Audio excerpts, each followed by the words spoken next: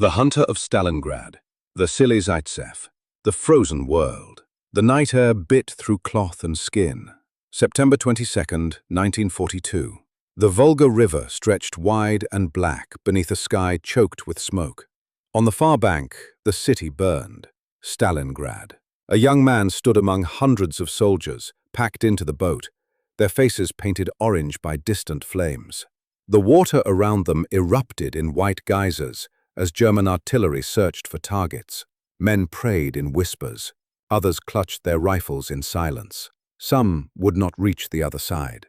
Vasily Grigorievich Zaytsev closed his eyes and steadied his breathing. 27 years old, thin, wiry, unremarkable. A clerk from Vladivostok who had spent 5 years filing papers for the Pacific Fleet. Nobody special. Nobody important. Just another body being fed into the meat grinder of Stalingrad. But when Vasily opened his eyes, something ancient flickered in them, something patient and cold, the eyes of a hunter. He was born on March 23, 1915, in Yeleninskoye, a forgotten village carved into the Ural Mountains, where winter lasted 8 months, and summers were brief gasps between frozen breaths. His family were peasants who survived on what the land reluctantly gave and what they could take from it. There were no schools nearby, no markets, no connection to the wider world, just mountains, forest, snow, and silence. His grandfather Andrei understood something fundamental about the Urals. Nothing survived here by accident. Survival was earned. One day at a time, one bullet at a time. When Vasily was barely old enough to walk, the old man took him into the taiga. They tracked deer through waist-deep snow. They waited motionless in frozen blinds, watching wolf trails. They learned to read the forest like a language written in bent grass and broken twigs.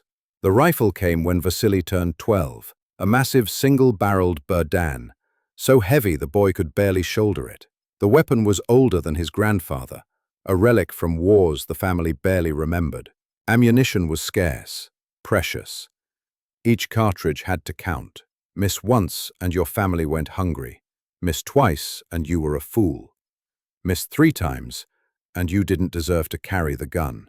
Vasily never missed 3 times. The wolf came in winter as they always did. It had been taking livestock from neighboring villages, growing bold on desperation and starvation. Vasily tracked it for 2 days through the snow, a child following a predator. On the 3rd dawn he found it. The wolf stood on a ridge, silhouetted against the pale sky, close to 400 meters away. 1 shot, 1 bullet, 1 kill. The wolf fell, and Vasily felt nothing but cold satisfaction. His grandfather nodded once. No praise, no celebration, just acknowledgement. The boy had become a hunter. For the next 10 years, Vasily refined his craft in the unforgiving classroom of the Urals. He learned patience that bordered on supernatural. He could lie motionless for hours in snow, controlling his breathing, slowing his heartbeat, becoming part of the landscape. He learned to see without moving his eyes, to think like his prey, to wait not for the perfect shot, but to create it through stillness and time. A hunter must be invisible, his grandfather told him. Not hidden, invisible. The animal should not know you exist until it is already gone. These lessons were survival. They were also preparation for something Vasily couldn't yet imagine. In 1937, at 22, Vasily was recruited into the Red Army. His frame was small, his background unremarkable. They assigned him to the Soviet Navy and sent him east to Vladivostok, as far from the brewing storm in Europe as one could get while still serving the motherland. For 5 years, he filed papers, managed finances, counted supplies. It was safe, predictable work that slowly suffocated him. Then Hitler invaded. Operation Barbarossa crashed across the Soviet frontier like a tsunami of steel and fire. Within weeks, German forces had penetrated hundreds of kilometers into Soviet territory. Entire armies were encircled and destroyed. Cities fell. Millions died. The Wehrmacht seemed unstoppable. Vasily read the reports in his office by the Pacific. He saw the casualty figures. He understood what they meant. The motherland was bleeding, and he was sitting at a desk, thousands of kilometers from the fight, doing nothing. He submitted a request for transfer to the front. It was denied. He submitted another. denied. Then another, and another. 5 times he asked to leave safety and march toward death. 5 times the answer was no. A clerk was valuable. A clerk was needed. Besides, what could one thin young man do against the might of Nazi Germany? But Vasily was not asking. He was declaring his intent, and eventually, someone decided that one more body couldn't hurt. In September 1942, Vasily Zaytsev boarded a train heading west. His destination, Stalingrad, a city that had become synonymous with hell on earth. He carried with him a standard-issue Mosin Nagant rifle, 3-line model 1891, the same weapon that had armed Russian soldiers for half a century. No telescopic sight, no special equipment, just wood, metal, and the lessons learned from a grandfather who taught him to be invisible. The boat reached the western bank of the Volga. Artillery fire screamed overhead. Buildings collapsed in avalanches of brick and flame. The air tasted of ash and cordite. Vasily stepped onto the rubble-strewn shore and looked up at the city. Somewhere in this burning labyrinth, his legend would be written in blood and patience. Into the inferno. Stalingrad was not a city anymore. It was a corpse that refused to stop fighting. Every street had become a front line. Every building a fortress. Every window a gun port. The Germans held most of the city, pushing the Soviet defenders back toward the Volga, trying to drive them into the river and drown them there. But the 62nd Army clung to the western bank, with the desperation of men who understood they were the last thing standing between Hitler and victory. Vasily arrived as part of the 1047th Rifle Regiment, 284th Rifle Division. They crossed the Volga at night because crossing during the day was suicide. German machine guns and artillery had the river zeroed in. The water was a killing field. Boats burned and sank with their human cargo screaming inside them. Bodies floated downstream, too many to count. On the far bank, Lieutenant Colonel Nikolai Filipovich Batyuk greeted the new arrivals with a speech that was more warning than welcome. "You are now in Stalingrad. There is no land beyond the Volga. We will not retreat. We will not surrender. Every meter of ground is paid for in blood. Every building is a battlefield. You will fight, you will die, but you will hold." Vasily remembered those words. Later, they would become his own. For us, soldiers and commanders of the 62nd Army, there is no land beyond the Volga. But first, he had to learn how to survive. The fighting in Stalingrad was unlike anything taught in training. This was not warfare. It was mutual annihilation, conducted at arm's length. Germans and Soviets fought room by room, floor by floor, sometimes separated by a single wall. Grenades rolled down stairwells. Bayonets crossed in hallways. Men shot each other through floors and ceilings. The rules of war evaporated in the rubble. Vasily fought as a regular rifleman during those first days. He learned the horrible intimacy of close combat. Twice he engaged in hand-to-hand fighting, rifle against rifle, muscle against muscle, survival instinct against survival instinct. Once, a German soldier's bayonet caught him in the side. Not deep enough to kill, but deep enough to scar. Vasily killed the man and kept fighting, blood soaking through his uniform. He never left the ranks. Injury was expected, death was expected, but abandoning your position was unforgivable. Stalin's Order number 227 had made that clear. Not a step back. Retreat without orders meant court-martial, execution, or assignment to a penal battalion, which was execution with extra steps. So Vasily stayed, and he watched, and he learned. The rubble of Stalingrad created strange opportunities. Sightlines stretched across hundreds of meters where buildings had collapsed. Firing positions appeared in the shells of factories and apartment blocks. The chaos of urban warfare favored those who could wait, who could watch, who could shoot once and disappear. In early October, Vasily's unit was pinned down near the Barricadi factory. German positions occupied a building complex 400 meters away. Soviet troops couldn't advance without being cut down by machine gun fire. For hours, they waited, unable to move forward or retreat. Vasily lay in the rubble and studied the enemy position. He watched the rhythm of their movement, the rotation of sentries, the way officers appeared briefly at windows to survey the battlefield. He picked out one building in particular, top floor, western window. Every 20 minutes, an officer appeared there, scanning with binoculars. 800 meters away, maybe more. His commanding officer noticed Vasily's attention. "You see something, soldier?" The officer in that window, top floor. He's the one directing their fire. 800 meters, can't be done with that rifle. Vasily didn't answer. He just waited, controlled his breathing, calculated wind, distance, drop. When the German officer appeared again, Vasily fired. One shot. The officer disappeared backward into the building. For a moment, nothing happened. Then two other German soldiers rushed to the window to check on their fallen comrade. Vasily fired twice more. Both men dropped. 3 shots, 3 kills. 800 meters with a standard rifle. The German position fell silent. Without direction from their officer, the machine gunners became uncertain. Soviet troops advanced and cleared the building before the Germans could reorganize. Vasily's commanding officer stared at him. "Where did you learn to shoot like that?" "The Urals, sir. Hunting wolves." The commander nodded slowly. Then he made a decision that would change everything. "You're not a regular rifleman anymore, Zaytsev. You're a sniper." Within days, Vasily received the Medal for Valor for his actions. More importantly, he received a Mosin Nagant rifle equipped with a PU telescopic sight, 3.5 times magnification. It wasn't much by modern standards, but in the ruins of Stalingrad, it was enough. Between the moment Vasily arrived in Stalingrad and the moment he received his sniper rifle, he had killed 32 German soldiers using standard iron sights. Now, with optics, he became something more dangerous than a soldier. He became a phantom. Birth of a legend. The Germans called Stalingrad Rattenkrieg, the Rat War. Soviet soldiers called it simply the Cauldron. Both names were accurate. This was combat stripped to its essence. Kill or be killed. Survive or die. No middle ground.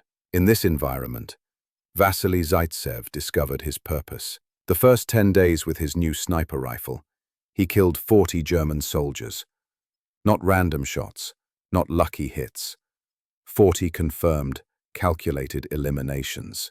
Officers directing troops, machine gunners anchoring defensive positions, spotters coordinating artillery. He targeted the enemy's eyes and brain, cutting off their ability to see and think. Each kill followed the same ritual. Observation, patience, one shot, then immediate relocation before return fire could zero in on his position. Vasily never fired twice from the same spot, never revealed himself unnecessarily, never took a shot unless it was certain. The psychological effect was devastating. German soldiers began to understand that exposing themselves, even briefly, could be fatal. Officers stopped moving openly. Radio operators crouched deeper in trenches. Men who had grown confident in their advance now flinched at shadows. The invisible Russian sniper became a ghost story that happened to be real. Soviet propaganda recognized gold when it saw it. Political officers attached to the 62nd Army began documenting Vasily's kills. They photographed him, interviewed him, published his exploits in army newspapers. Vasily Zaytsev, the terror of fascists, became a headline, then a story, then a legend. For once, propaganda and reality aligned. Vasily was genuinely exceptional, but the attention also created a problem. As his fame grew within Soviet ranks, it also spread to the Germans. They began to understand that a single sniper was disrupting entire sectors, that one man was making them afraid to stand upright in their own positions. Something had to be done. But before the Germans could respond, Vasily had work to do, because killing was only half of his mission. The other half was teaching others to kill as efficiently as he did. The science of death. Vasily Zaytsev did not invent Soviet sniper tactics. He perfected them. In the rubble-choked nightmare of Stalingrad, traditional military doctrine meant nothing. Textbook formations were impossible. Armored support was limited. Artillery was as likely to hit friends as enemies. Victory belonged to whoever could adapt fastest to chaos. Vasily adapted by remembering what his grandfather taught him in the Urals. The hunter must think like the prey. and the prey must never know the hunter exists. He developed what would later be called the Sixes, a tactical system that multiplied the effectiveness of individual snipers through coordination and coverage. The principle was simple but deadly. 3 pairs of snipers, each consisting of a shooter and a spotter, positioned to cover the same battlefield sector from different angles. The mathematics were brutal. If one German position was covered by 3 separate sniper teams from 3 different directions, the enemy couldn't take cover from all of them simultaneously. Every movement became a calculated risk. Every exposed position became a death sentence. The Germans couldn't attack without casualties, couldn't retreat without casualties, couldn't even remain stationary without risking death from patient shooters who could wait hours for a single moment of exposure. Vasily's partnership with spotter Nikolai Kulikov became the prototype for this system. Kulikov would observe, track, and identify targets. Vasily would shoot. Then both would relocate before the Germans could respond.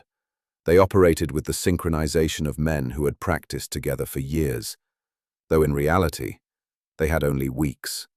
The hiding places Vasily used seemed almost supernatural in their effectiveness. He would burrow into piles of rubble that appeared no different from the surrounding devastation. He'd position himself in water pipes and sewage culverts, where no sane person would think to look. He'd occupy high positions in factory ruins, 3 or 4 stories up, where the climb seemed too dangerous to be worth it. Once, he spent an entire day concealed beneath a sheet of corrugated metal in no man's land, close enough to German positions to hear their conversations. Camouflage was religion. Before occupying any position, Vasily studied it from every possible angle of approach. He memorized what the space looked like undisturbed, then modified his presence to match that image exactly. If there was dust, he became dust. If there was shadow, he became shadow. Movement was forbidden. Breathing was controlled to the point where he could slow his heart rate and reduce his body's heat signature. The decoys he employed were masterpieces of psychological manipulation. A helmet raised on a stick, a dummy figure positioned to draw fire. Even more subtle, deliberately creating a firing position that looked sloppy, incomplete, while the real position remained perfectly hidden nearby. The Germans would spot the obvious hide, destroy it, and feel satisfied. Vasily would kill them from the position they never saw. But perhaps his greatest skill was reading enemy snipers. After weeks of combat, Vasily could identify individual German marksmen by their handwriting, the patterns in how they operated. One sniper always fired twice, rapidly. Another preferred dawn shots when the light was behind him. A third always aimed for headshots, revealing his position through the necessary elevation of his barrel. Vasily catalogued these habits like a hunter learning the trails of different wolves. Then he used them to predict, track, and eliminate his opposition. Experience is the best teacher, he would tell his students later. But observation is the best classroom. Watch the enemy. Study him. Every soldier has patterns, even the best ones. Find the pattern and you find the man. After a few kills from any single location, Vasily relocated. Always. Even if the position was perfect. Even if the Germans hadn't spotted him. Even if staying seemed safer than moving. Because staying meant death eventually. Patterns were predictable. Predictable was dead. The Germans grew paranoid. Soviet snipers were everywhere and nowhere. The fear became infectious. German units began wasting ammunition firing at suspected sniper positions that contained nothing but rubble. They launched artillery barrages at individual buildings because someone thought they saw something in a window. The psychological cost mounted higher than the body count. And still, Vasily hunted. November came. The temperature dropped below freezing. Snow began to fall on the burning city, creating a surreal landscape of white powder covering black ash. Visibility decreased, but Vasily's kill count increased. Between November 10th and December 17th, 1942, Vasily Zaytsev eliminated 225 confirmed enemy soldiers. Among them were 11 German snipers. 11 men trained to do exactly what he did, sent to stop him, who failed and died. But the most dangerous of them all was supposedly still out there, somewhere in the ruins, waiting, watching, learning. The Germans were sending a hunter to kill the hunter. The school of hares. While Vasily Zaytsev became the face of Soviet sniper operations, his greater contribution to the war effort might have been what he did when he wasn't pulling the trigger. He built a school, in hell, to teach killing. The 62nd Army recognized early on that Vasily was too valuable to risk needlessly. One excellent sniper could terrorize a section of front, but an army of snipers could paralyze the entire German advance. The decision was made to use Vasily's skills not just for direct combat, but for multiplication through training. In the basement of the Lazur chemical factory, later sometimes reported as the Metiz factory, deep beneath the ruins of industrial Stalingrad, Vasily established his classroom. It wasn't much. Rubble-reinforced walls, dirt floors, minimal light. The constant percussion of artillery made sleep impossible and concentration difficult. But it was safer than the surface, and that was what mattered. His students called themselves the zaichata, a playful diminutive of zaitsi, meaning little hares or leverets. The name came from Vasily's surname, which derived from zayats, the Russian word for hare. What started as gentle mockery became a badge of honor. To be one of Vasily's little hares meant you were learning from a legend while the city burned above you. He trained 30 to 40 at a time in rotating classes. Some were experienced soldiers who needed to transition from standard infantry tactics to specialized sniper operations. Others were civilians, including several women, who showed aptitude with rifles and needed accelerated training to join the fight. The standards were high. The dropout rate was brutal, though not from failure so much as death. This wasn't a school where you could repeat a grade. Mistakes during training got you killed during implementation. The curriculum Vasily developed was revolutionary in its simplicity and ruthless in its effectiveness. First, observation. Students spent entire days doing nothing but watching enemy positions through scopes and binoculars. They learned to differentiate between German infantry and officers, to identify machine gun positions by the pattern of sandbags, to spot communication trenches, to read the rhythm of enemy rotation schedules. Observation without action. Seeing without interfering. Hours of watching to prepare for seconds of shooting. Second, camouflage. Vasily would position a student in full camouflage 50 meters away, then challenge the rest of the class to spot them. Most couldn't. Even after being told where to look, students struggled to distinguish human from landscape. The lesson was clear. If your own side can't see you, the enemy won't either. But camouflage wasn't just visual. It was auditory, thermal, behavioral. Don't cough. Don't shift positions. Don't break the silhouette of your environment. Become nothing. Third, shot discipline. Vasily enforced a rule that seemed counterintuitive to soldiers trained for volume of fire. One shot only. If you couldn't kill with one bullet, you couldn't shoot at all. Every trigger pull revealed position. Every shot created risk.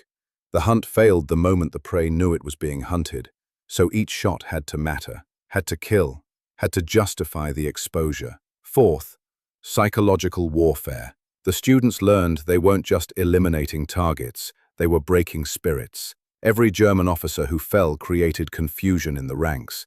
Every machine gunner killed meant entire sections lost their covering fire. Every radio operator eliminated, fractured communication. The goal wasn't just to achieve kills, it was to make the enemy afraid to function. Fifth, improvisation. No battle plan survived contact with chaos.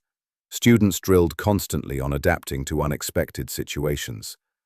What if your primary position was compromised? What if weather conditions changed? What if your spotter was killed? Vasily taught them to think like water, flowing around obstacles, filling spaces, finding the path of least resistance but maximum impact. The training was unforgiving because the application was fatal. Students who didn't grasp the concepts quickly enough died in combat before they could improve. But those who mastered Vasily's methods became extraordinarily effective. The little hares multiplied and spread throughout the 62nd Army, then to other units, then across the entire Stalingrad front. The results spoke for themselves. Conservative estimates credit Vasily's trained snipers with more than 6,000 enemy kills during the war. 6,000 German soldiers who never made it home because one man in Siberia taught a boy how to shoot wolves, and that boy became a teacher in the ruins of a burning city. But teaching wasn't passive. Vasily continued his own operations throughout this period. He led by example, demonstrating that the methods he taught actually worked. His students would watch him prepare for a shot, execute it, and then analyze the process afterward. Live demonstrations, real consequences. The Soviet High Command noticed the concept of sniperism, treating sniper operations as a military movement rather than individual efforts, spread through official channels. Other units began establishing their own sniper schools, often staffed by Vasily's graduates. Conferences were held to exchange tactics and experiences. The doctrine evolved from individual excellence to systemic advantage. The Germans noticed too, and they were not pleased. By November 1942, Vasily Zaytsev had become more than a nuisance. He was a strategic problem. His personal kill count was approaching 200. His students were spreading terror across multiple sectors. Morale among German troops in the Stalingrad sector was deteriorating, partly because of a single invisible Russian who kept killing their officers and NCOs. The German command reportedly decided that extraordinary problems required extraordinary solutions. If the reports were accurate, they dispatched their own sniper, an expert, a master, someone who could out-hunt the hunter. Whether that's true or propaganda would become one of the great debates of the war. But what's certain is that Vasily believed it, and that belief shaped what happened next. The duel. Some stories are so perfect they might be lies, so dramatic they smell of propaganda, so cinematically clean that historians automatically doubt them. The story of Vasily Zaytsev's duel with Major Erwin Koenig is one of those stories. Here's what Vasily claimed happened. In early November 1942, German units in Stalingrad suddenly became more cautious. Officers stopped appearing at windows. Radio communications shifted to different patterns. And two of Vasily's best students died in a single day, both killed by headshots from extreme range in positions that should have been secure. Word spread through Soviet intelligence channels. The Germans had brought in a specialist, a master sniper.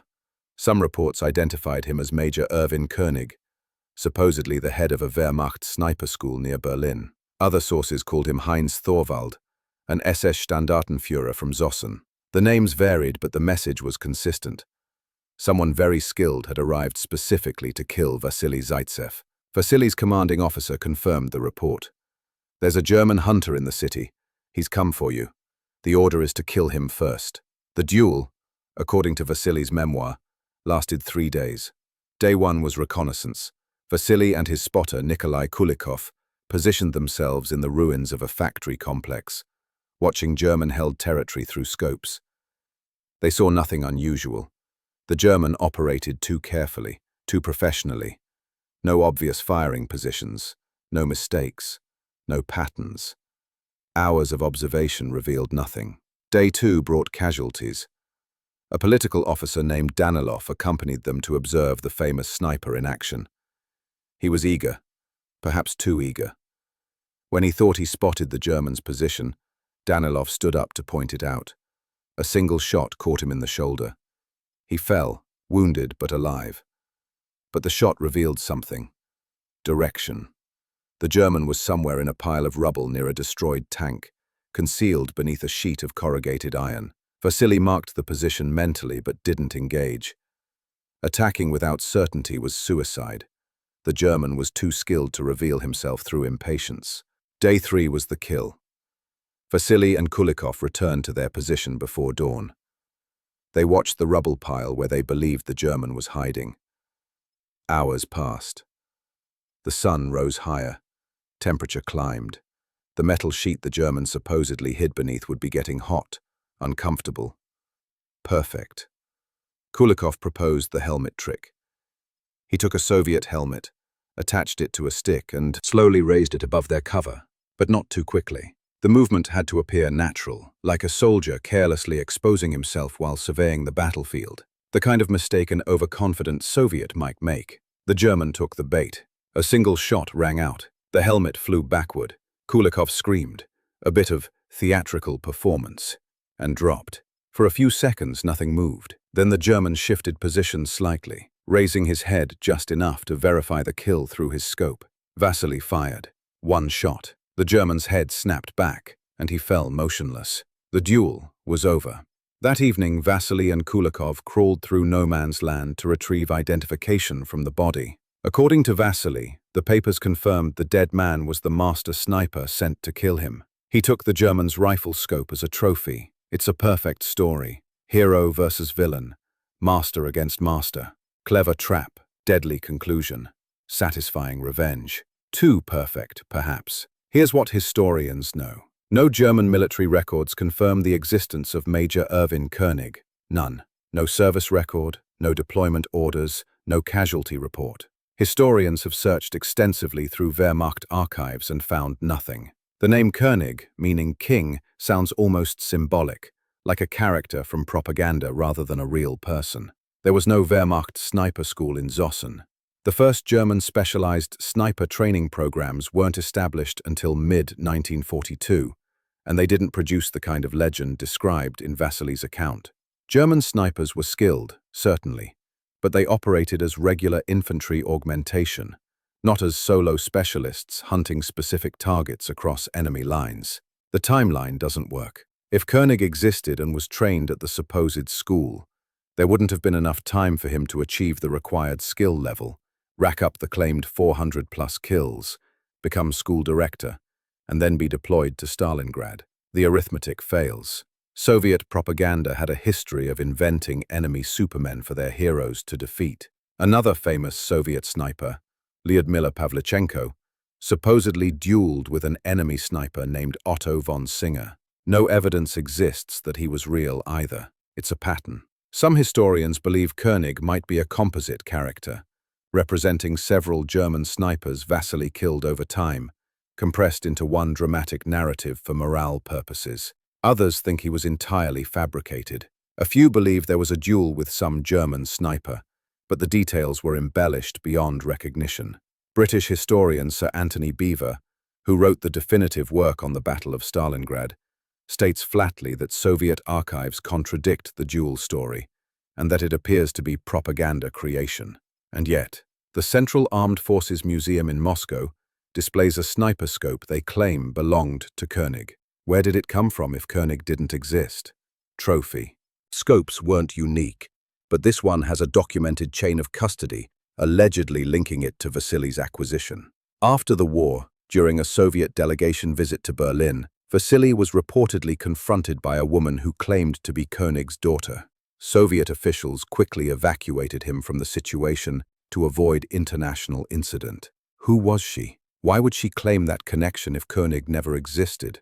Vasily himself maintained the story until his death. He spoke of Koenig in interviews, wrote about him in his memoir, described the three-day hunt in consistent detail. Either he believed it happened, or he was complicit in perpetuating a lie his entire life. Russian researcher Oleg Kaminsky proposed an alternative theory. The duel did occur, but the German's name wasn't Koenig or Thorwald. It was Hermann Stoff, a corporal from the 295th Infantry Division, credited with 103 Soviet kills who died in Stalingrad during the correct time frame. The details match better. Right rank for an actual sniper, documented presence in the battle, known death in combat. Perhaps Soviet propaganda elevated a corporal to major for dramatic purposes, but the core event was real. So what's the truth? We don't know. We may never know. What matters is that Vasily encountered and killed multiple German snipers during the Battle of Stalingrad. That's documented. Whether one of them was a master specialist sent specifically to eliminate him, or whether that story served a propaganda purpose that boosted Soviet morale at a critical moment, both possibilities carry their own kind of truth. The Germans feared Vasily enough to actively try countering him. Soviet command valued him enough to spread his legend. And between those two facts, a story emerged that captured something real about the nature of combat in Stalingrad. Individuals mattered, Skill mattered, and sometimes the duel between two men with rifles could mean as much as a tank battle. Truth or myth, the story of the duel became part of Vasily's legend. And legends, even if partially invented, have real power. German soldiers believed an invisible Russian was hunting them. That fear was genuine, even if some details were exaggerated. And Vasily continued hunting, regardless of whether Koenig existed. By mid-December, his confirmed kill count would reach 225. The duel, real or imagined, was just one episode in a much larger story of survival, skill, and determination. But that story was about to be interrupted by something even Vasily's skills couldn't avoid: random chance. The 225 kills. Numbers in war are often suspect. Kill counts get inflated. Propaganda distorts reality. Soldiers exaggerate. Memory is unreliable. But Vasily Zaytsev's tally between November 10th and December 17th, 1942, 225 confirmed enemy kills, appears to be legitimate. The Soviet military maintained meticulous records for sniper eliminations. Each kill required verification, either a witness from command staff or physical confirmation of the body, or both. The political officers assigned to units kept tallies, specifically because sniper successes were valuable for morale and propaganda. Exaggeration would be caught through audit. The system had checks. Vasily's 225 doesn't count probable kills, targets that fell but couldn't be confirmed, or wounds that might have been fatal but weren't verified. Those would have substantially increased his actual tally. The 225 represents only what could be absolutely proven. Among those 225 were 11 enemy snipers. 11 trained marksmen who came to Stalingrad to do exactly what Vasily did, and who failed. These weren't random kills. They were professional eliminations of professionals. Each one required Vasily to outthink, outweight, and outshoot someone specifically trained not to be outthought, outweighted, or outshot. The psychological impact of this number reached far beyond the deaths themselves. German units in Stalingrad began operating under the assumption that any exposed position could be a kill zone. Officers stopped directing troops from visible positions. Machine gun teams positioned themselves deeper in bunkers. Radio operators transmitted from cover. The mere possibility of being in Vasily's kill zone altered German tactical behavior across multiple sectors. Soviet newspapers published updates on Vasily's count. The numbers became a scoreboard that soldiers followed. When he hit 100 kills, it was front-page news. When he hit 200, Stalin himself was reportedly informed. The propaganda value was immense, but it was propaganda built on genuine achievement rather than fabrication. American and British newspapers picked up the story. The Western Allies were desperate for positive news from the Eastern Front. The Soviet Union was bearing the brunt of Nazi military power, and every indication that the Red Army was holding, or better yet, winning, was strategically valuable. A story about a single Soviet soldier killing hundreds of Germans was perfect for maintaining support for the alliance. German intelligence knew about Vasily too. They monitored Soviet newspapers and radio broadcasts. They interrogated prisoners. They assembled a profile of their enemy. Some reports suggest German commanders issued specific warnings about sectors where Vasily was believed to be operating. Whether they called him by name or just the Russian sniper, they knew he was out there. The conditions under which Vasily achieved this number were nightmarish. December in Stalingrad brought temperatures well below freezing. Snow covered the ruins.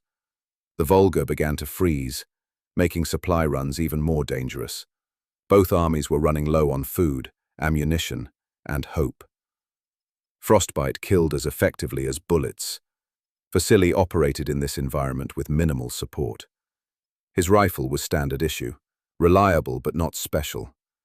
His scope was a basic PU, good but not exceptional. He ate when food was available, which was rarely. He slept in rubble and cellars. He wore whatever clothing could be scavenged to stay warm.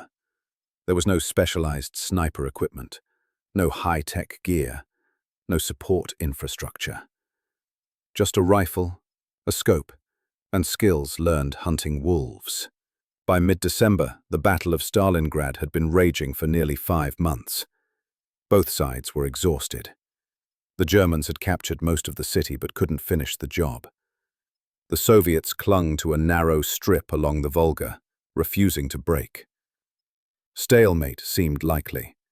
But behind the scenes, Soviet command was preparing a massive counteroffensive that would encircle the entire German Sixth Army. Vasily didn't know about Operation Uranus. Few did. He just kept hunting, target after target, day after day, shot after shot. On December 17, 1942, something changed. Vasily had been operating for nearly 3 months straight, minimal rest, constant stress, living on adrenaline and survival instinct. The human body has limits, but Vasily had been pushing past them for so long, he'd forgotten they existed. Then, the world exploded. German mortar fire had been targeting Soviet positions throughout the day. Standard harassing bombardment, nothing unusual. Vasily was in his firing position, observing enemy movement, when a mortar round impacted close. Very close.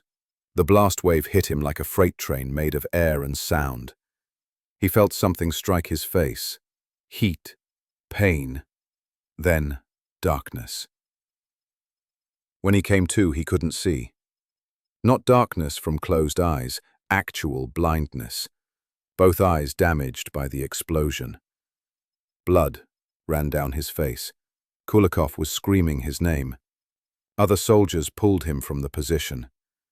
Vasily Zaytsev's war at Stalingrad was over. He was evacuated across the Volga, loaded onto transport heading east, sent to Moscow for emergency medical treatment. The hunter had been hurt. Whether he would ever see again was now up to doctors and luck. Darkness and light. January 1943. Moscow. The Filatov Institute of Eye Diseases and Tissue Therapy. Vasily Zaytsev lay in a hospital bed, his eyes wrapped in bandages. He could hear the bustle of nurses, the muttered conversations of doctors, the distant sounds of Moscow beyond the windows. But he couldn't see any of it. The diagnosis was severe damage to both eyes from the mortar blast. Fragments had struck his face.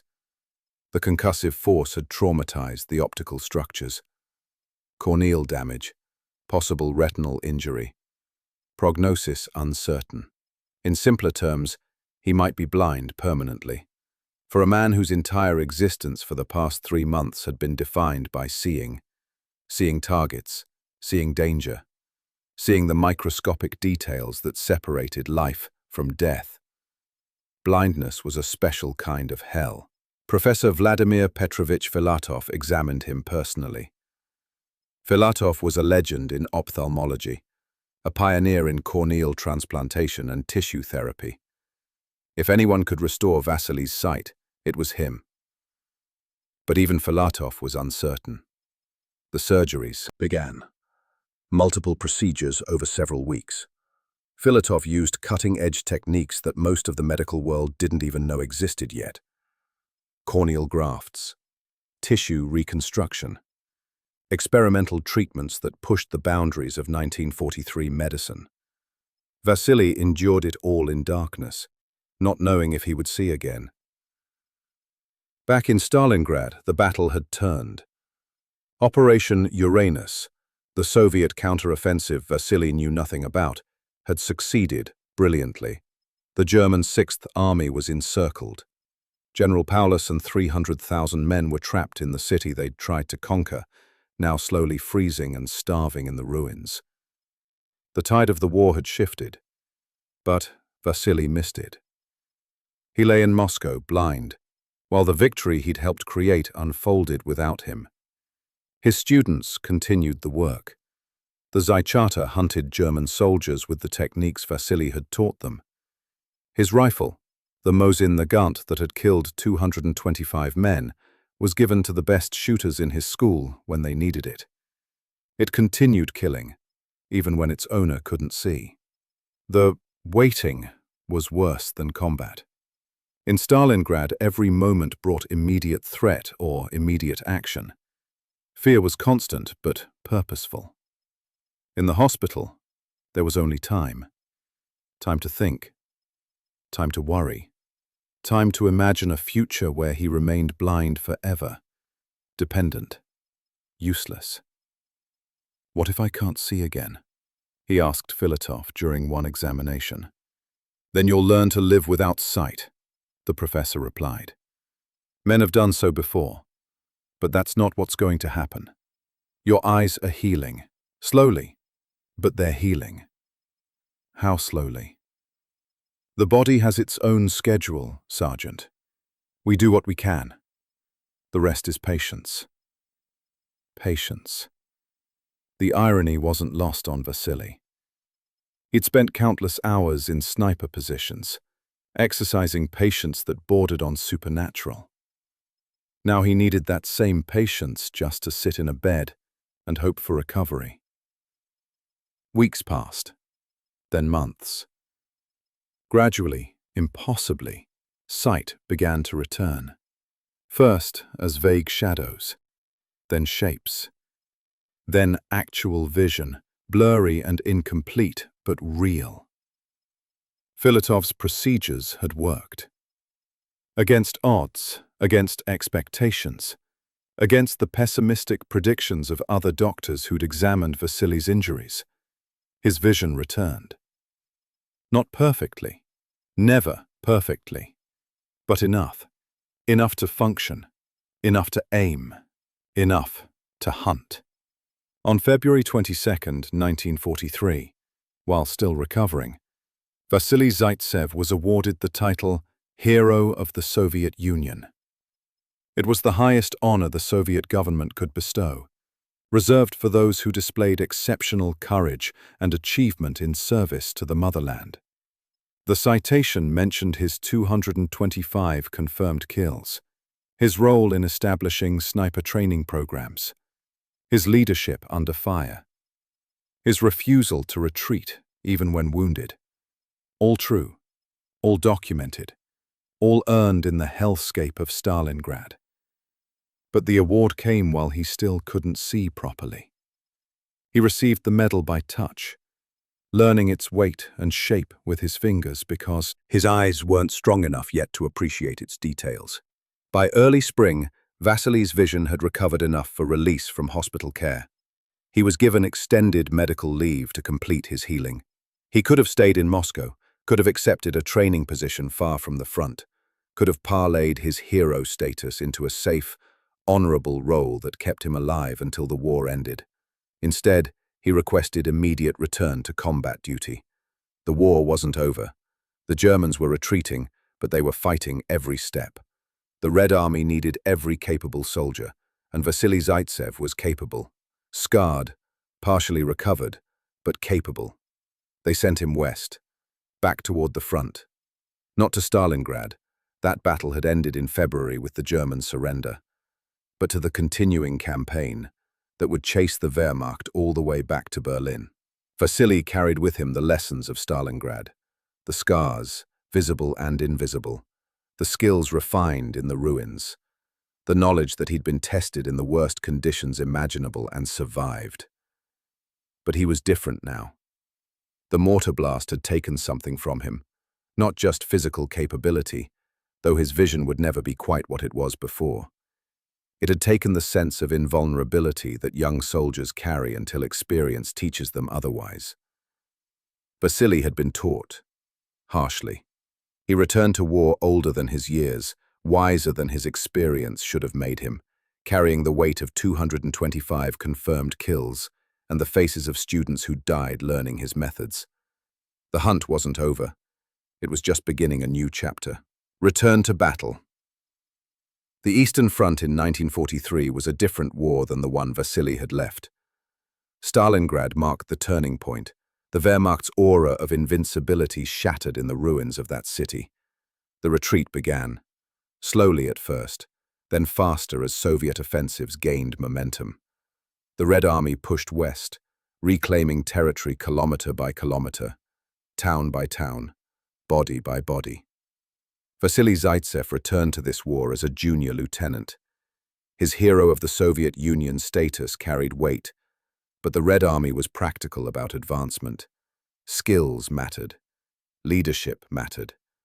Fame was nice for propaganda, but it didn't win battles. He was assigned to continue sniper operations, but now with broader responsibilities. Training, command, strategic planning. The zaichata had proven effective. The sniper movement had spread throughout the Red Army. Vasily's role evolved from individual hunter to architect of hunting. He fought in Ukraine as Soviet forces pushed toward the Dnieper River. The geography was different from Stalingrad. Open steppe gave way to forests and rivers. Buildings were intact rather than ruined. The tactical challenges shifted, but the fundamentals remained. See without being seen, shoot without being shot, kill without being killed. At the Dnieper, Vasily commanded a mortar platoon in addition to his sniper duties. The Red Army was learning to use combined arms more effectively. Artillery, infantry, armor, and specialized units working in coordination rather than isolation. Vasily adapted. He understood mortars as indirect fire support for sniper operations, suppressing enemy positions while sharpshooters eliminated high-value targets. The Dniester River crossing. The liberation of Odessa. Each battle brought new challenges and casualties. Vasily continued refining his tactics, teaching new students, eliminating enemy soldiers with the cold efficiency that had made him famous. But something had changed. The near-death experience at Stalingrad had given him perspective. He still killed effectively, still taught mercilessly, still demanded perfection from his students. But he no longer felt invincible. He understood, in a way he hadn't before, that survival was often luck as much as skill. He became more cautious, not cowardly. Vasily Zaytsev would never be accused of cowardice, but calculated in ways he hadn't been before. He took fewer unnecessary risks. He prioritized training others over personal glory. He recognized that his knowledge was more valuable than his trigger finger. This shift in perspective likely saved his life multiple times. As the war progressed and the Red Army drove deeper into formerly German-held territory, combat became more intense. The Wehrmacht was fighting defensive actions now, forced back but still dangerous. Every position was contested, every advance bought with blood. Vasily's sniper operations continued throughout 1943 and into 1944. His personal kill count rose, though exact numbers from this period are less clear than the carefully documented Stalingrad tally. Soviet record-keeping became more difficult during mobile operations. Confirmations were harder to obtain, but evidence suggests Vasily eliminated several hundred more enemy soldiers during this phase of the war. More importantly, his students multiplied exponentially. The original zaichata trained their own students. Those students trained others. The techniques developed in the rubble of Stalingrad spread to units across the entire Eastern Front. Soviet sniper doctrine, shaped by Vasily's methods, became institutionalized. What began as improvisation became official tactics. By 1944, Vasily had been promoted to captain and given command of a regiment. Not a sniper unit, a full regiment of regular infantry. His fame and proven leadership made him valuable in conventional command structures, but he never stopped being a sniper at heart. Even as a regimental commander, he took to the field with his rifle when opportunities arose. The Red Army crossed into Poland, then into Germany itself. Vasily was part of the massive Soviet offensive that rolled west like an avalanche of steel and fury. The Germans were beaten, but they refused to surrender. Every meter of German soil was defended desperately.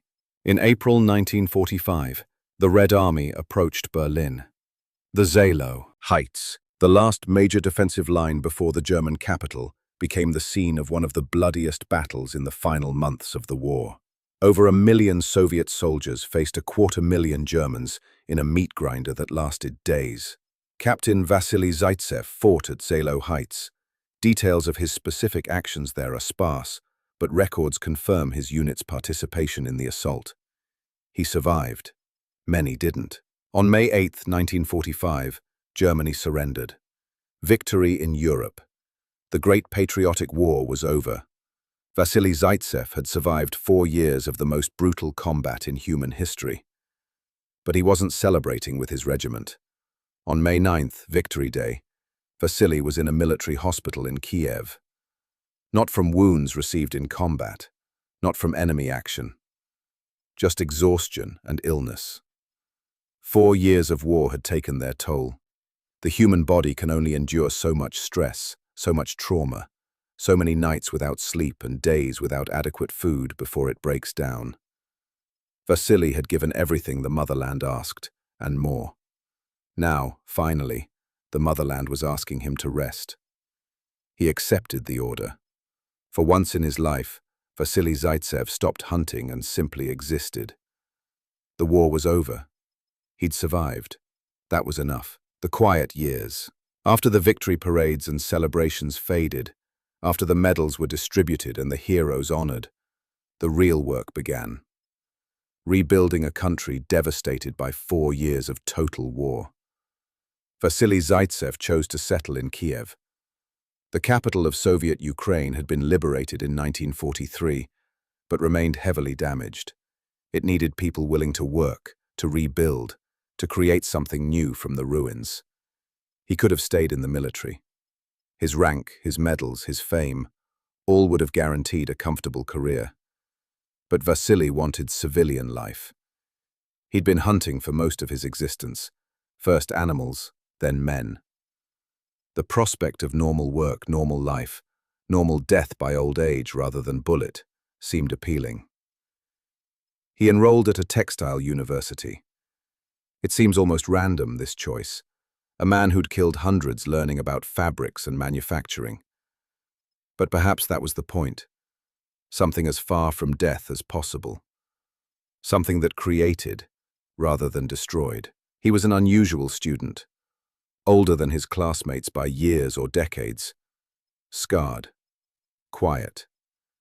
Carrying memories no one else in the lecture hall could fully understand. But he applied the same methodical patience to studies that he'd applied to hunting. He learned. He graduated. He became an engineer. The Soviet Union offered him various positions commensurate with his hero status. Token positions, really. Places where he could be displayed, celebrated, used for propaganda purposes. Vasily declined them all. He wanted genuine work. Eventually, he found it at a textile factory in Kiev. He started as an engineer, proved competent, earned promotions through merit rather than fame. Within a few years, he'd risen to director of the factory. Not because of his war record, though that didn't hurt, but because he was genuinely good at the work. The skills that made him an exceptional sniper translated oddly well to industrial management. Attention to detail, patience with complex systems, ability to identify and solve problems methodically, understanding how individual components had to work together for overall success. These weren't sniper skills or management skills, they were just Vasily's skills, applied to different contexts. Life was quiet, boring even, exactly what he wanted. He married Zinaida Sergeyevna, though details of their relationship remain private.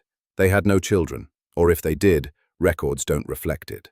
Vasily kept his personal life intensely personal. The public knew hero Vasily Zaytsev.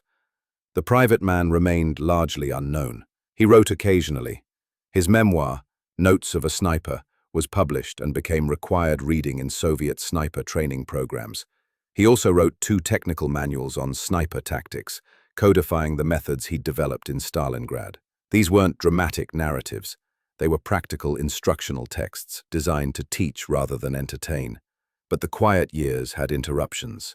In 1951, at the height of Stalin's post-war paranoia, Vasily was arrested.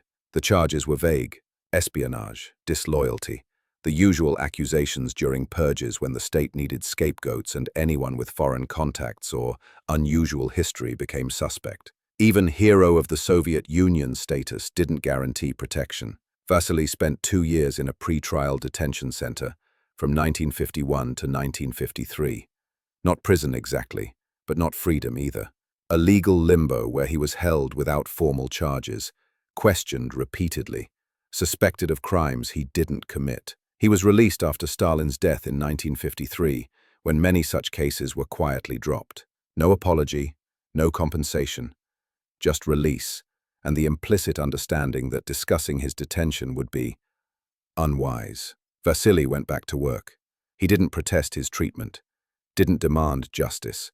He survived the detention the same way he'd survived Stalingrad, by being patient, by enduring what couldn't be changed, by waiting for the moment to pass. He continued managing the textile factory, continued living in Kiev, continued being Vasily Zaytsev, factory director, rather than Vasily Zaytsev, legendary sniper. The decades passed. The Soviet Union changed around him. Khrushchev denounced Stalin. The Cold War intensified. The space race began. Brezhnev took power. The country aged, calcified, slowly rotted from within. Vasily aged too. The scars from the war, physical and psychological, accumulated interest over time. His vision, damaged in Stalingrad and only partially repaired, deteriorated further. His body, pushed past its limits so many times during the war, collected ailments. But he remained in Kiev, working when he could, living quietly, being normal. In 1980, Stalingrad, renamed Volgograd in 1961, during de-Stalinization, made him an honorary citizen. It was recognition, celebration, acknowledgement of what he'd done there almost 40 years earlier. Vasily accepted the honor but didn't move back. Kiev was home now. The Soviet Union began its final collapse in the late 1980s. Gorbachev's reforms destabilized the system faster than new structures could be built. The Warsaw Pact dissolved. The Berlin Wall fell. The USSR itself started fragmenting along national lines. Vasily watched it happen with the perspective of a man who'd seen worse. Countries come and go. Ideologies rise and fall. What matters are smaller things. Family, work, the ability to wake up each morning without someone trying to kill you. On December 15, 1991, Vasily Grigorievich Zaytsev died in Kiev at the age of 76.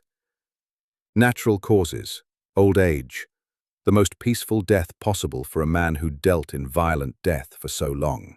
11 days later, on December 26, 1991, the Soviet Union officially ceased to exist. The country Vasily had fought for, killed for, nearly died for, dissolved before his body was even cold in the ground.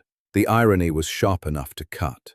They buried him in Kiev, in Lukyanivska military cemetery, a military funeral with honors. Many attendees, speeches about his service, his courage, his contribution to victory. But there was a problem. Before his death, Vasily had made a request, a final wish. He wanted to be buried in Stalingrad, the city where he'd fought his greatest battle, the ground he'd defended when everyone said defense was impossible, the place where he'd become Vasily Zaytsev instead of just another soldier. The Soviet Union, in its final dying spasms, didn't fulfill that wish. Practicality, bureaucracy, simple oversight, whatever the reason, Vasily was buried in Kiev rather than Volgograd. For 15 years he rested in the wrong city, a hero displaced from the battlefield he'd sanctified with blood and courage. But eventually, someone remembered, someone cared, someone decided that a promise, even made to a dead man, still mattered. The final wish. January 31st, 2006. Volgograd. Mamayev Kurgan. The temperature was below freezing. Snow covered the ground.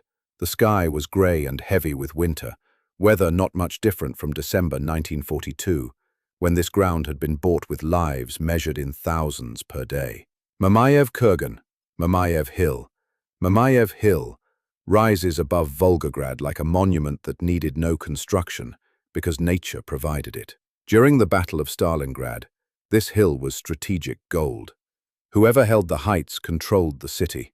The Germans attacked it repeatedly. The Soviets defended it desperately. Men died for every meter of elevation. After the war, The Soviet Union transformed Mamayev Kurgan into a memorial complex, the largest World War II memorial in Russia. Statues, walls inscribed with names, eternal flames burning for the dead. At its peak stands "The Motherland Calls," a colossal statue of a woman with a sword raised to heaven, 85 meters tall including the blade, visible from anywhere in the city. 35,000 defenders of Stalingrad are buried in mass graves on Mamayev Kurgan, heroes and common soldiers alike, their bones mixed in the soil they fought to hold. On this cold January morning, they were about to be joined by one more. Vasily Zaytsev was coming home. The ceremony was military precision mixed with genuine emotion. Russian Federation soldiers in dress uniforms, veterans of Stalingrad, now ancient men, who remembered when Vasily's name struck fear into German hearts. Government officials representing a country that hadn't existed when Vasily died. Media documenting the event. And thousands of ordinary Russians who came to witness history corrected. The coffin containing Vasily's remains, exhumed from Kiev, was carried up the steps of Mamayev Kurgan with full military honors. The procession moved slowly, ceremonially, toward a prepared gravesite near a monument inscribed with words Vasily had spoken 64 years earlier. For us, there was no land beyond the Volga. Among the attendees was an American, Colonel Donald Paquette of the U.S. Army Sniper School. His presence wasn't ceremonial courtesy. It was respect from one professional to another, across nations, across decades, across the gulf between Cold War enemies who'd learned to acknowledge excellence regardless of flag. Colonel Paquette laid a wreath at Vasily's grave and spoke words that summarized the reason everyone was there. Vasily Zaytsev is a legend. Every American sniper must memorize his tactics and methods. He is a legend to the sniper community worldwide. May he rest in peace. Not Soviet, not Russian, not political. Just recognition that greatness transcends borders. The coffin was lowered into the ground. Soil from Mamayev Kurgan, soaked with blood from the battle, covered the man who'd helped win it. After 15 years of displacement, Vasily was finally where he'd asked to be. The ceremony concluded. The crowds dispersed. The soldiers marched away. But the presence remained. Vasily Zaytsev, permanently stationed in the place that defined him.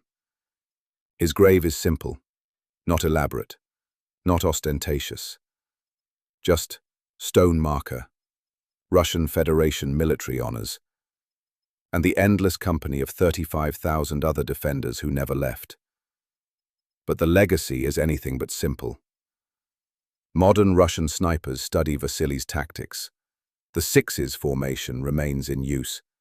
His emphasis on patience, camouflage, and psychological warfare informs training programs worldwide. When the Russian military fought in Chechnya, they employed methods Vasily developed in Stalingrad. When American and European forces trained their own marksmen, they referenced the lessons learned from the legendary Soviet sniper. The Battle of Stalingrad became the most analyzed urban combat operation in military history.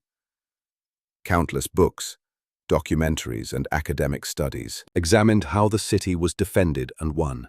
Vasily features prominently in many of them, not just for his kill count, but for his tactical innovations and leadership.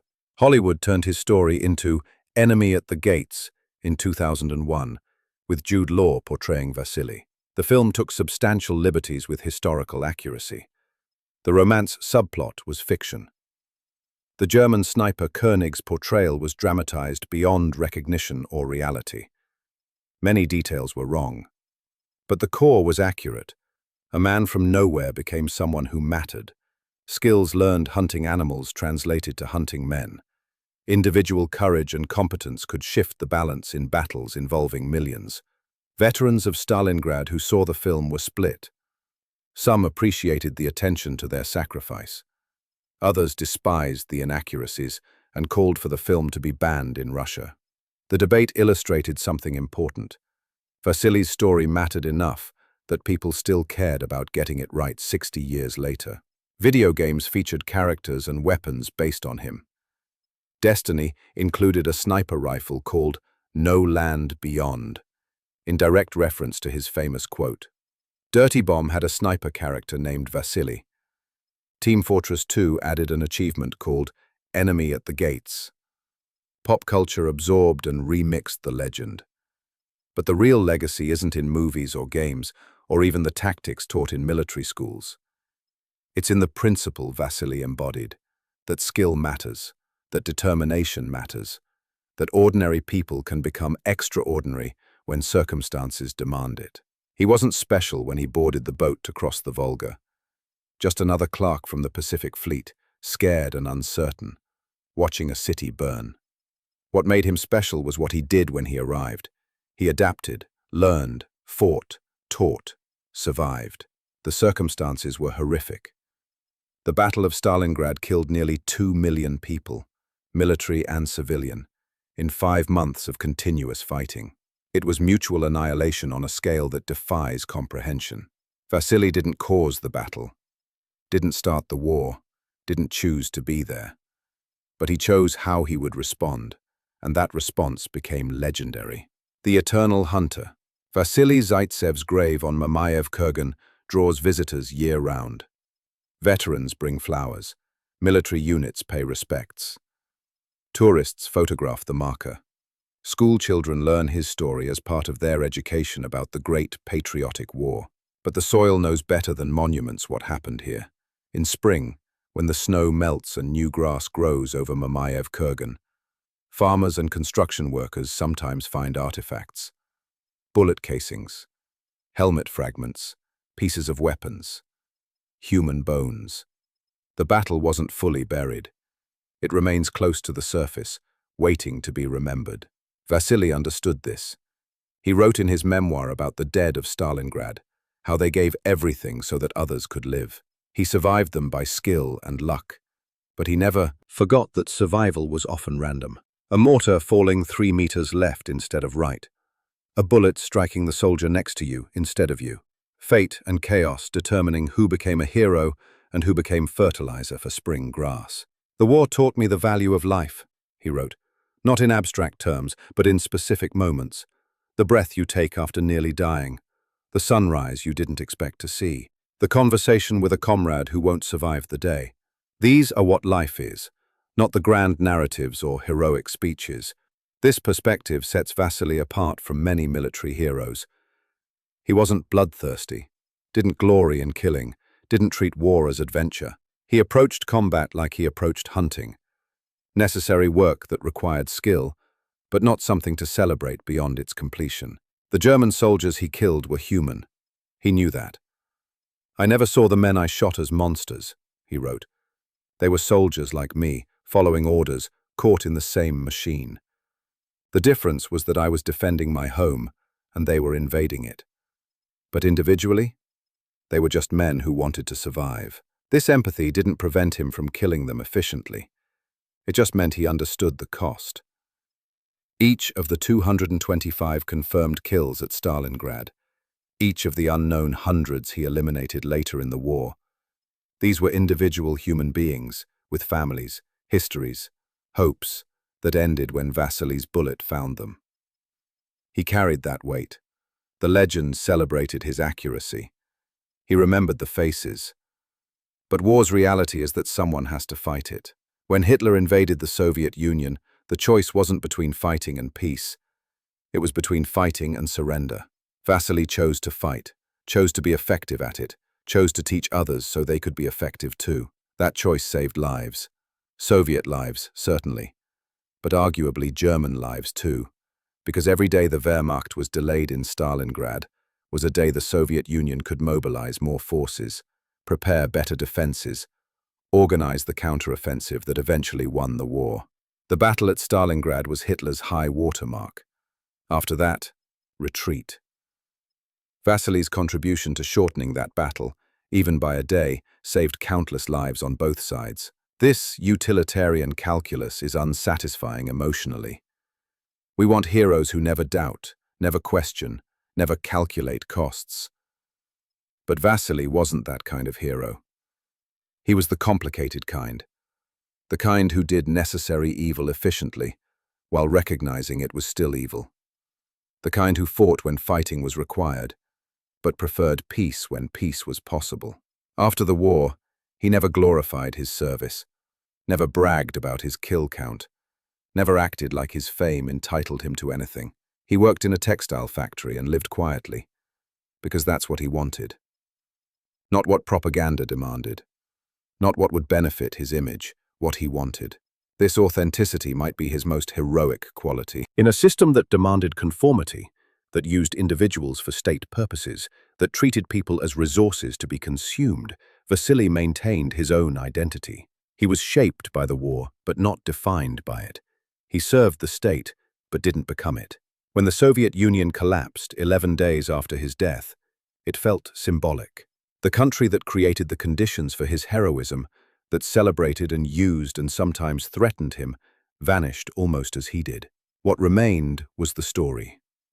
The tactics, the legacy, and the grave on Mamayev Kurgan, where he rests among the 35,000 who never came home. The snow falls on Volgograd each winter, covering the memorial complex in white that mutes the stone and steel. The statue of the motherland still cools, sword raised, eternal vigilance against threats that change names but never really disappear. And beneath the snow, beneath the soil, beneath the layers of time and forgetting, the bones of Vasily Zaytsev rest where he wanted them. On the ground he defended, among the soldiers who stood beside him, in the city that tested him and discovered he would not break. The hunter has come home. His story has no neat moral. War is too complex, too horrible, too random for neat morals.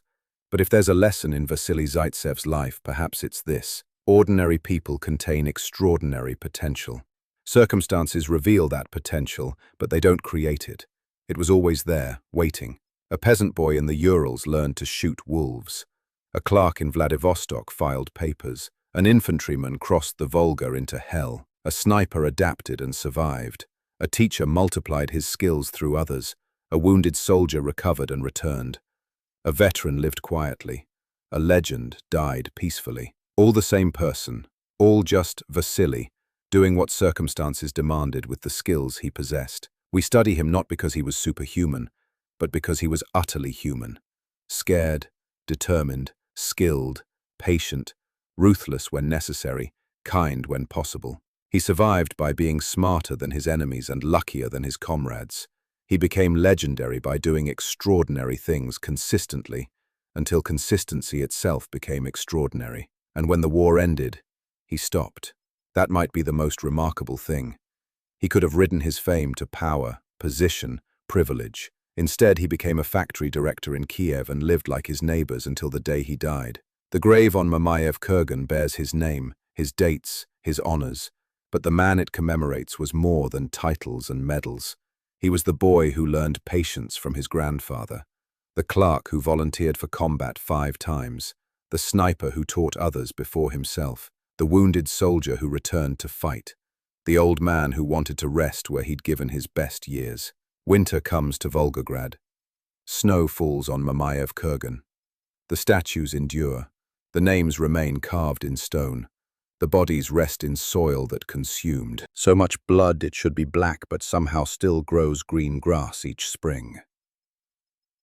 And on that hill, among those thousands, Vasily Zaytsev waits. Not for anything, just being. Present. Permanent. Home. The eternal hunter, finally still. If this story stirred something in you, if the courage and quiet dignity of Vasily Zaytsev moved you even slightly, then honor it. These are not fantasies. These are not myths. These are echoes of a real man who faced impossible odds and refused to surrender. Heroes are not born. They are forged in fire and tested in darkness. They are found in the most unlikely places. A peasant village in the Urals, a clerk's desk in Vladivostok, the burning ruins of a city that would not fall. Like and subscribe, not for us, but for the memory of those who stood when standing seemed impossible. Share this story.